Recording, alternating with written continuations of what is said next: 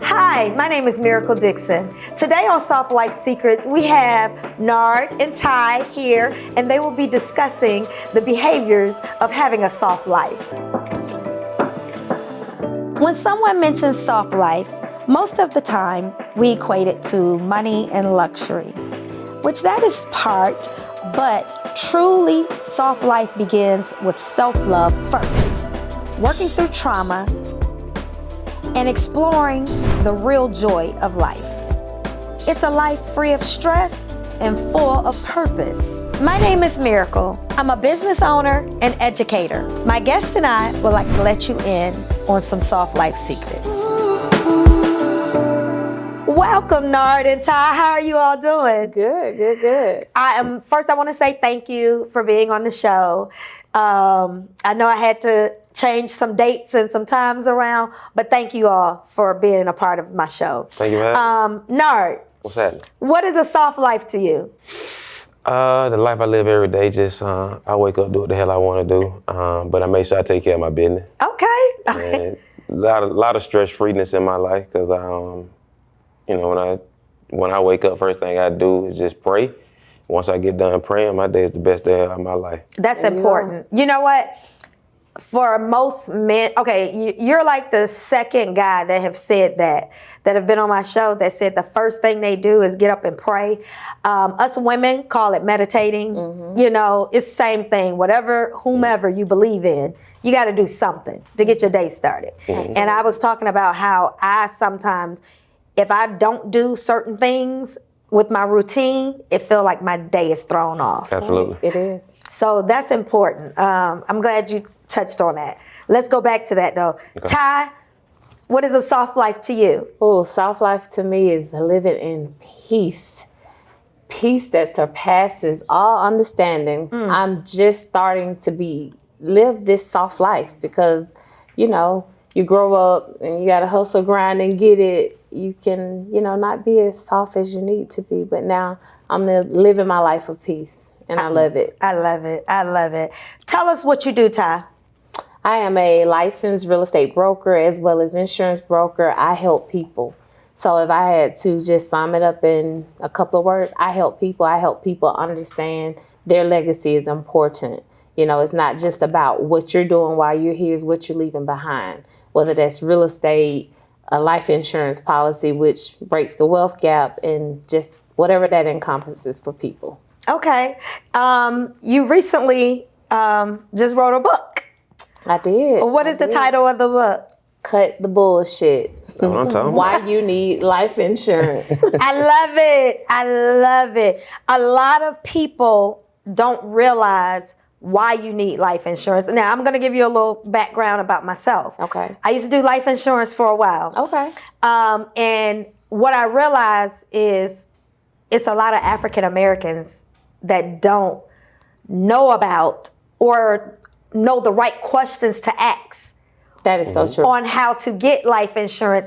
But what I realized is you don't need it until you need it. That's true. And the reason a lot of African American families are behind while we play catch up, thankful for both of you all. You are a self-made, entrepreneurs. Mm-hmm. But if we had that legacy to leave behind, the people wouldn't have to struggle. Our families wouldn't have to struggle. That's true. If you had money to start your business, you would have started it a little earlier than you did. Absolutely. So, I'll let you talk about that. It's like passing the baton. It's passing the baton. From one generation to the next. And if you plant the seeds as you live every day, go about your day-to-day life, you're planting seeds. And it's up to the next generation to water those seeds that you planted. Oh, grandma said, or I remember this. Right. And then they take it and flourish it and turn it into something bigger and greater. Right. And that's where we lack, our culture, right, lack the knowledge and the understanding that goes along with, properly being insured. It's not just about purchasing that underground condo. Exactly. It's not just about purchasing a casket, flowers, and attending a funeral. It's bigger than that. It's more about leaving something that people can remember you by. That's where you earn that picture over the fireplace. Right. Because she was the shit. Right. I love it. I love it. I've had life insurance since I was 24. Okay. When I got out of school, bought my first house, I got life insurance, and I learned from a roommate in college. She talked about it. She was Caucasian, and she talked about how, why do y'all cry at funerals? And I'm like, because we sad. What kind of question is that? We sad. And then we got to pay all this money. GoFundMe wasn't out back then. So we didn't know about no GoFundMe. We was calling everybody in the family, hey, can y'all, everybody put together. Meet us at grandmama's house Right. at 5. We got to have a conversation. Right. So she was like, oh, we don't cry at funerals. I mean, she said, we cry initially when we hear of the death. But at the funeral, she said, we are waiting, tapping our feet, because when we leave to go to the house to eat, they passing out checks. There you go. And I was like, what? What did I get? She said they looking for it. She said her aunt, and how it came up, her aunt, she had to go home for her aunt's funeral. Now, this is just her aunt. She was like, yes. When she said she left me $190,000. I'm like, and you just the niece? Yes. What did she leave her child? Yes. So talk about it. We would never think about, but we're going to come back to that. But I was like, oh, okay. Nard. What's happening? Tell us what you do. I'm a licensed dispensing optician. So I'm one of the most important people that you're going to ever meet in life, because I help you see and I help you be seen looking better. So 75% of all lasting impressions come through sight. So I'm responsible for 3/4 of your livelihood. Okay. I love it. That sounds like a soft life. Visual. If you can see, If you can see, you've seen me. If you can't see, you ain't seen me yet. I love it. Let's dive into this first question. Yeah. Okay, so we all know about the soft life. We all understand it. It's the big thing that everybody's talking about on the internet. But I think some people got it misconstrued. But hey, this is just the opinions of us. Right. It's not written in stone. Okay, so Ty, does a man, okay, let me ask Nard first. Okay. Nard, What's that? does a man choose a woman, or do women choose men? It can happen both ways. It depends on the man and the woman. Sometimes a woman does choose a man, because sometimes a woman sees something in a man that he hadn't seen in himself. And a lot of times, that man just needs the validation. Sometimes we just know we're doing good, but to hear it from another woman, that heightens our senses, and like, oh, she's okay, that's where I want to go. Or sometimes a man just say, like, she fine as hell, I want her. So it can go two different ways, but I don't like it just depends on the situation. I don't want anybody to think like I just go sit here and wait on the man to come talk to me, or I need to sit here and wait on the woman to come talk to me. No, it's you both have to be interactive in this thing called dating. Okay. So it's a 50-50 chance. In your relationship, did you choose or did she choose? She chose You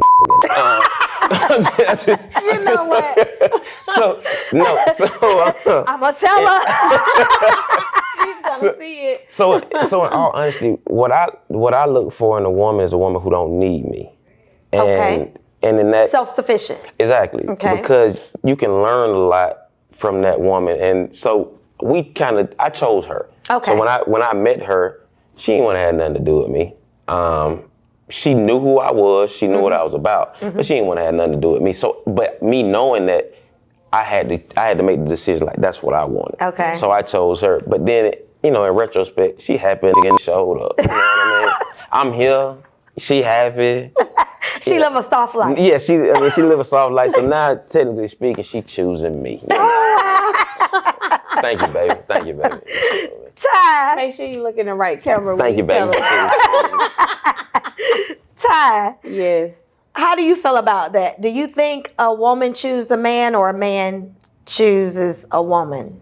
It depends on a few different factors. It depends on where that woman is in her life, because if a woman is choosing a man, it depends on what it is that she's looking for, what is lacking in her life. And contrary to what a lot of people think, they think that women just looking for money. You have so many women out here who are doing very well for themselves that are not looking for money, but they're also not looking for a Build-A-Bear. Exactly. Okay? Hear me clear. Exactly. Say it again. They are not looking for Build-A-Bears. However, money, you don't necessarily need the money aspect of it, or that part might not be as important as some men think. And then you have some men who choose women, and it also depends on where they are in their life and what it is that they saw, what they were looking for when they made that choice or decision. Okay. So it just depends on where each person is individually, where their mindset is so important, because sometimes we choose things based off our visual assistance and not with getting to know a person and in their mind. You have some women that your conversation will make them drop their drawers faster than you just looking good and, all of that. So it just depends. Okay. It's a mindset thing. So have we gotten away from he that findeth a woman findeth a good thing? No. No, We that's how haven't- it should be. Yeah, That's how. Okay. you're still going to be actively searching. Yeah, when you find a good woman, whether you approach her or she approach you, you know it. Yeah. Okay. That's how it should be. Yeah. However, So it's not so it's not looked down upon women being aggressive. I hear from some guys now that women are more assertive. They approach them. But if you think about it, assertive is one of your communication strategies, and assertive is the way to go, because you know exactly what you want, and you know exactly what you don't want. That's and true. that can be for man and woman. That is So a so lot of times being assertive as a female, that's another sexual quality. I was gonna say, that can be sexy. Yeah, sex is all about Okay. Because you got some women that feel like they sit back and they're waiting for the man to approach them.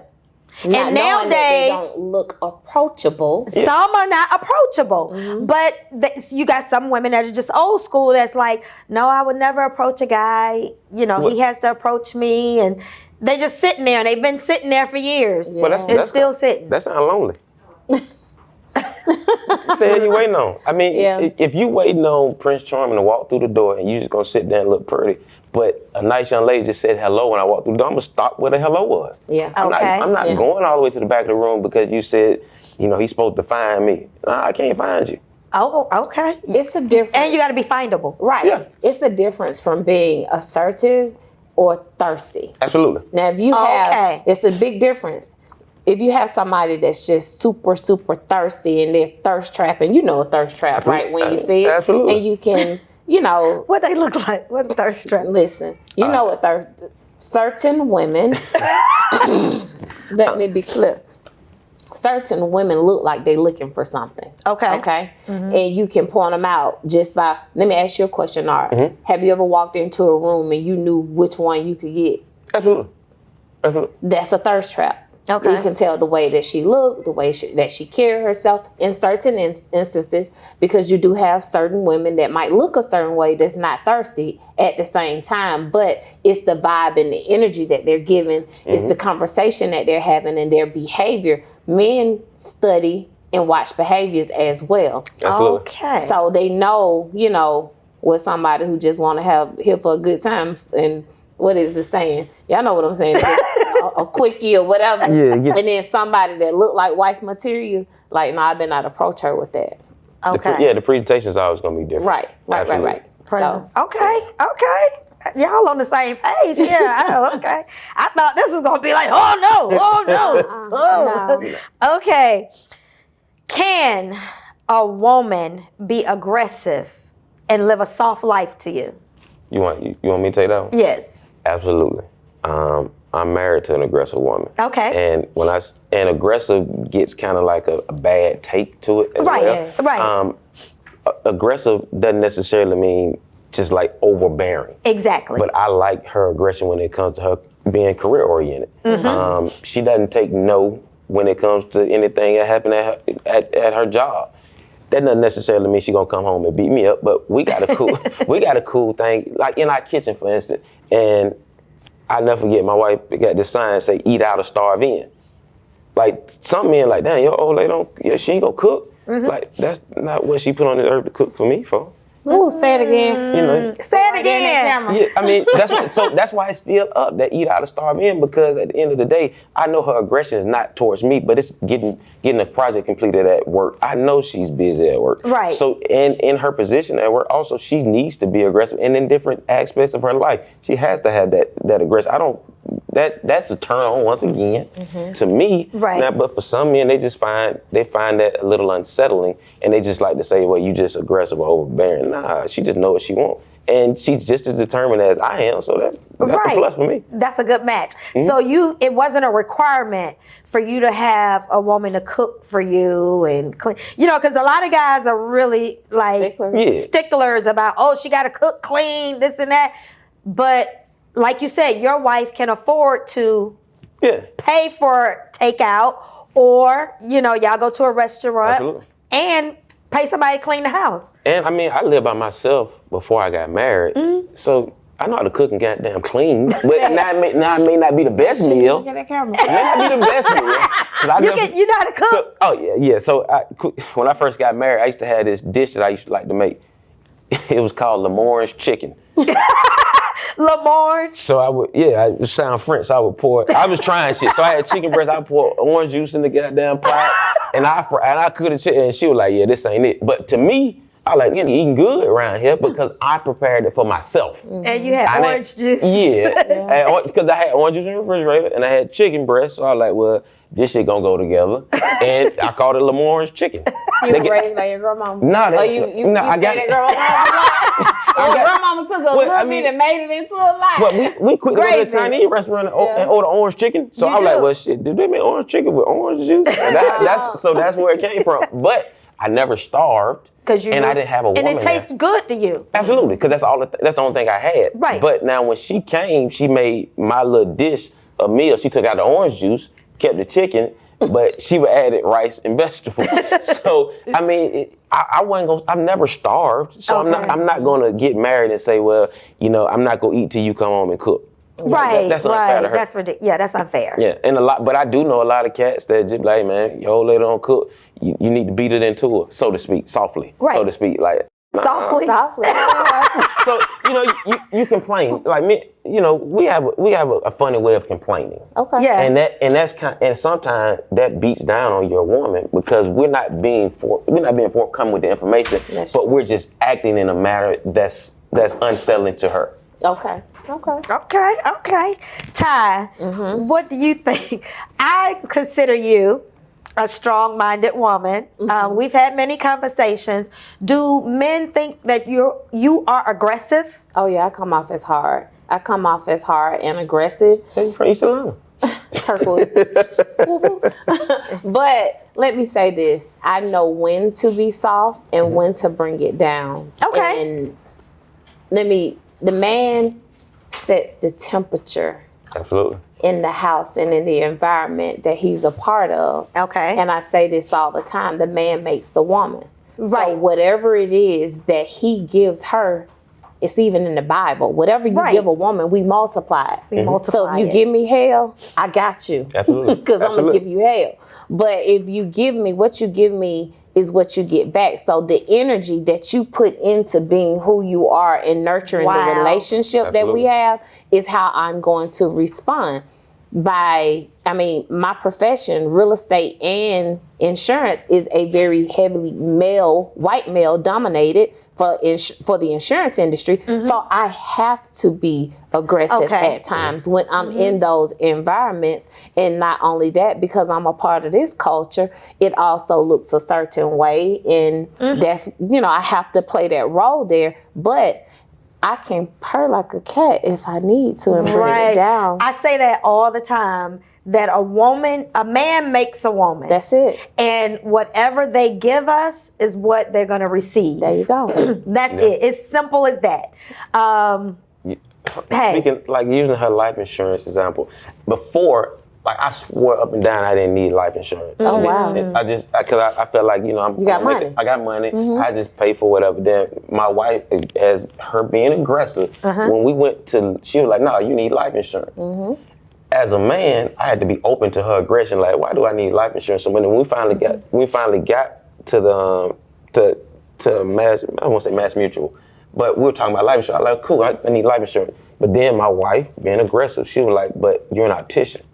It's a rider, so she made sure that I had a rider on my hands. Right. There you go. As a man, I didn't think about it. You weren't thinking about it. But like you said, but me being the man, being open to hearing my wife, she multiplied what I went to get. I went to get just life insurance to make her happy, but then I didn't think about, like, if I damage my hands, how in the hell am I gonna put a contact lens in? How am I gonna put some glasses? Exactly. So that's the aggression that I absolutely love. Yeah. See? And that's the part of life insurance that a lot of people aren't aware of. They don't understand about riders. Absolutely. They don't understand the benefits of how a life insurance can benefit you during life. Absolutely. Right. Versus death. Because it can be for the living. If you get Absolutely. a cancer diagnosis and you need money to pay for all these treatments, how you gonna pay for it? If you have a life insurance with a rider policy attached to it, you can pull from that before you die, and it just comes off that death benefit. And I know that's not what we're talking about, but I'm passionate about it because it's the education piece that goes along with understanding it. That'll help them have a soft life. Yes. Be at peace, knowing that if something happens, they don't have to worry about financial stuff. But they also go to her point about having a good woman to multiply what a man already has. That's what I mean, certain things you just can't do without aggression. The right type of aggression. Right. Well, your wife is aggressive anyway. She's an attorney. Yeah. She got to be aggressive. She got to fight. She got to fight. She don't fight all her life. So I don't win no argument. You don't win an argument. So okay. So this is our last question I want to tap into because this goes right in line with what we're talking about. What's she trying to say? Nard. What's happening? Is submissive behavior required from a woman to live a soft life? Absolutely not. Okay. Absolutely not. My dog. Absolutely not. Good. I'm glad you said that. The submission word is being thrown around a little too frequently by every man. It don't have the same meaning no more. Preach. To be honest with you, a lot of men need to be more submissive. Woo! Say it again. Look at the camera. That camera right there. I mean, like I said, in the right shape, fashion, and form, a lot of men need to be a lot more submissive. And being more submissive, like I said, the life insurance thing, I had to submit to my wife understanding something that I didn't. If I wanted to be the man, like everybody suggests, I would have told her, I got this. But instead of me saying I got this, I put myself in a submissive state to understand what it was that she was trying to explain to me. Therefore, we both can get a good approach at actually obtaining a soft life together, as opposed to me having a soft life, she having a soft life, then we just go our separate ways. Nah, what we do together is kind of how what helped me become the man I am today. Okay. So, submission, men, y'all need to learn how That's to submit. old school, right? Yeah. Right. Very a much lot of so. men talk about, women don't submit. They don't know how to be quiet. A woman is who you make them. And a lot of men don't even know the first book in the Bible. They don't even know what to open with. And talk about submission. And they talk about Let's submission. not even only talk thing they about know. that first book because I am petty when it comes to Genesis, okay? But I'm petty because what did Adam say when God came and asked him about that apple? It was the woman you gave me, like, what? You just gonna rat me out like that? Like, he couldn't even stand up and say, well, you know what? See, that's a good take right there. Yeah, like, that's my... It was easy because he was there by himself at first. Listen, yeah, but that's just my little petty Bible verse. And I know I might have to pay for it once I get there, but I am going to ask the question. Adam, why the first thing you say it was the woman's fault? And I say that because we're living in an era now Whereas everything is blamed on the woman. Oh, absolutely. Everything, the woman did this and the woman did that. And if we get into why a woman behave a certain way, it's because it was how things were, how she was raised, or what she saw at coming up. You know, who is she mimicking? You know, where were the men in her life? So certain circumstances has caused us to be that way. But when it comes to that word submission, what am I submitting to? Absolutely. What am I submitting to? Can you properly lead me and guide me? Right. When a woman feel like she is safe and she can take on the lead of that man, then guess what? She's gonna sit back, relax, and not say anything. However, that's when she purred like a kitten. there you go. That's what she purred like a kid. That's when she purred like a kitten. That's my man, my man. But if there's an instance or a situation that she's a little uncomfortable with, then I'm gonna ask questions. Right. Hey, baby, why are we going left? Right. When we can go right, if we go right, we can do this, that, and other. Some people, certain men might say, she's not being submissive. But what am I submissive? Have you we're just asking shown me questions. that I can close my eyes and follow you without me having to be concerned of the decisions that you make? Right. And that's because I'm looking at how you have lived your life and the things that you're doing that says that, hey, I can submit to this man because he's doing things when I can see him and when I can't see him that I know is going to lead us to a happy place. But some men, however, are out here being for the streets. And they just out here It's a lot doing going on whatever. in the street. It's a lot going on. What you say now? There's a lot going on in the streets. However, I need you to be that same way when I'm not there as to when I'm there as well. Absolutely. Because we both represent each other. Women, hey, I go out in the streets and I get hit on all the time. Right. You know, as you should. All the time. But I don't entertain that. It's the way that, but men, certain men feel like they have to entertain everyone and everything, and you don't. That's true. So, I mean, you say going out, like I told my wife, if you go out and don't get hit on, then I got a problem. I like that. I ain't you right. So if he walk up to you and he want to buy you a drink, that's household budget that we just say, let him buy you a drink. I don't care about that kind of stuff. If you want to compliment me by telling my whole lady like she look good, you buy a drink. Because you know who she coming home to. All right. That's why you know she coming home. Yeah. But that's because you trust your wife and you know you know your wife. Yeah, but I mean the submissive talk, just even as simple as like you say, you go left, I go right. I know for a fact, just when it's time for my wife and I to go anywhere, I'm gonna be the driver. So she already got enough confidence to know that I know where we're going, how to get there. Because the first thing she do is go to the passenger side. I'm like, nah, baby, you driving. She was like, nah, I'm not. That's to me is just submit to the fact, like anytime we go somewhere, you as my man, you're supposed to know where we're going and what direction we're heading. So I trust you to get there. She's trusting you to lead. Where you lead, I follow. And so that where you lead, she follows. There you go. Oh my gosh, but that's good. Men feel like women, especially strong women, quote unquote, the strong woman. No, we don't. We don't want to be strong. We want that cake to go in the barrel and burn it. Yeah. Like we're tired. We don't want that. Yeah. However, it's in us to be that because we've had to be that. Trust me, I have been that. I don't want it. I don't want it. Like, give it back. And that's where a lot of people feel like women can't submit. Yes, we can, but what am I submitting to? That's the major question. What am I submitting to? Well, this right here was the conversation that I was looking for. That submissive thing, like you said, if you show that you can lead, I will follow. Yeah. I don't want to be the independent, strong black woman. That's it's ghetto. That is I remember when I quit my job, I was nervous. My wife wasn't. Yeah. I was like, shit. I was like, you straight? She was like, I knew it was gonna work out. Like, you did? Right. Like, I didn't. And she was like, but I was fine. I was like, but you know, I kind of just abruptly quit because I got an opportunity. But she didn't say like, why you quit your job? What you doing? She was like, I knew it was gonna work. She trusted you. Yeah, she trusted you. So yeah, it was that trust that she had within. If a woman believes in you, you will never have to worry about anything. That's true. That's the thing. Now, if a woman talking about, baby, I quit.